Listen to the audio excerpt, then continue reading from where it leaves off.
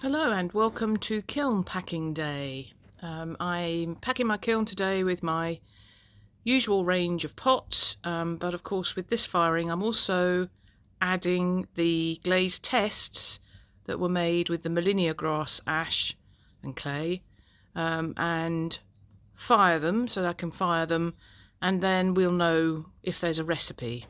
So let me show you what's going on in the kiln. Here's my little kiln.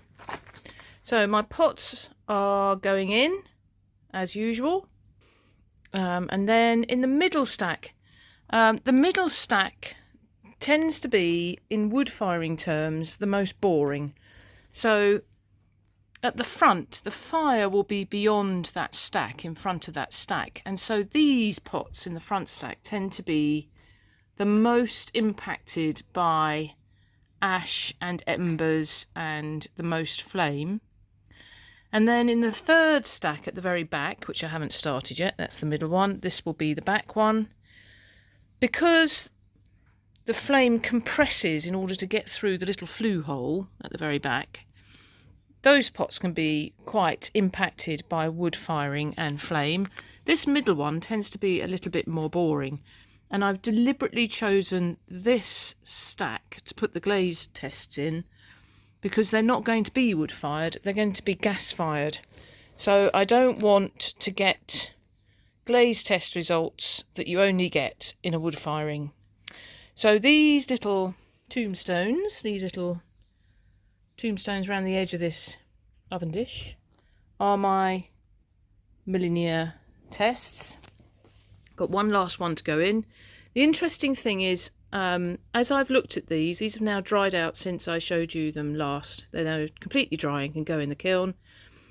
I've had no problem with any of the mixtures flaking off whilst drying. So from putting the glaze on the pony for the exhibition and moving that glazed pony into the kiln, I wouldn't expect there to be any disruption to the glazing that we do, whichever one of these, if any one of these, actually becomes a glaze recipe. They're all possibilities from that point of view. Now every pot in my wood firing and this last little tombstone has to sit on a little, it's called a wad, so that it doesn't get welded to the kiln shelf by wood ash during the firing. So that's the last one to go in. So when I unpack the stack, the middle stack of this kiln, I should have some information about what sort of glaze recipe might work with the Molinia grass ash.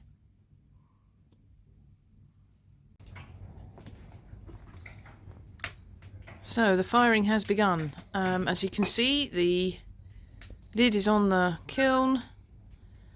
I've got my little temperature probe all wired in down here to tell me the temperature.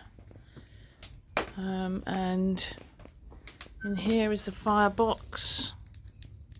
It's all very mellow at the moment. The exciting day is day 3, and that's tomorrow. So I thought I would film this now, because I'll be terribly stressed out tomorrow trying to reach temperature. So, time for a little stoke.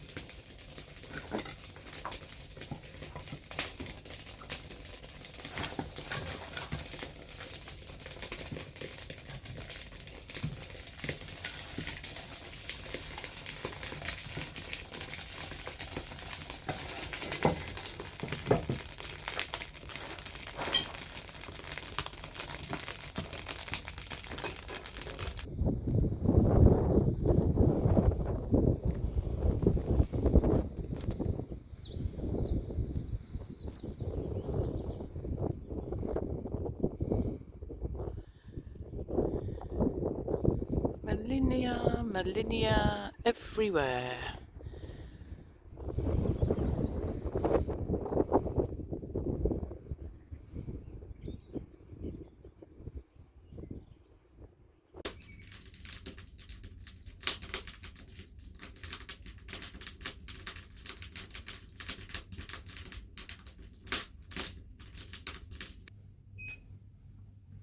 Okay, that's temperature reached.